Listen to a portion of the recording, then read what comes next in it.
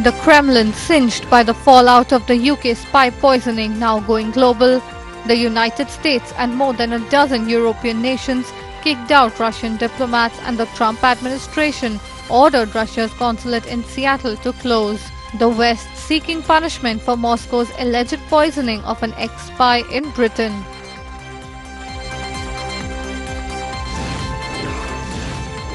After being wrapped for terror funding comes another blow for the rogue state. Pakistan now faces US wrath for nuclear proliferation. The US sanctions 7 Pakistani firms, shattering Pakistan's NSG ambitions.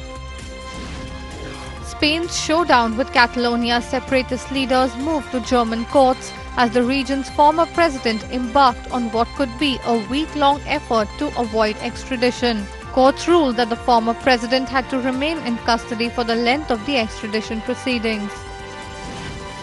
The former president's detention leading to fierce clashes in Barcelona as protesters took to the streets. 46 protesters were reportedly injured in the clashes. The police also said that 4 officers were injured in the incident. Russian President Vladimir Putin met the Qatari Emir in Moscow on Monday. The Qatari leader is on an official visit to the Russian capital to discuss the situation in the Middle East and Syria. Serbia's president and Hungary's prime minister attended a ceremony marking the opening of a renovated synagogue in the border town of Subotica. The synagogue's renovation was financed jointly by both Serbia and Hungary in a sign of support for Serbia's depleted Jewish community. The Saudi-led coalition spokesman claimed that several ballistic missiles were intercepted from Yemen into Saudi Arabia.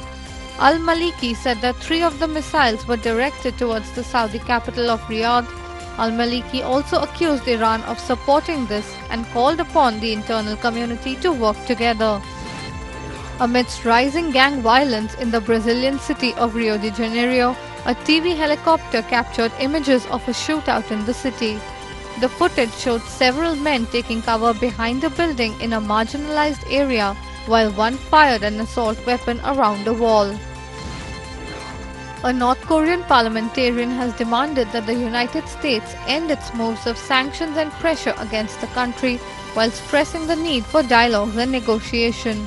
He also criticized policies in the Western countries on migration.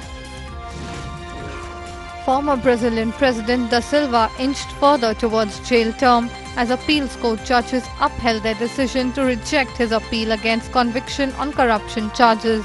Da Silva repeated his contention that the charges against him were trumped up and meant to keep him from regaining the presidency.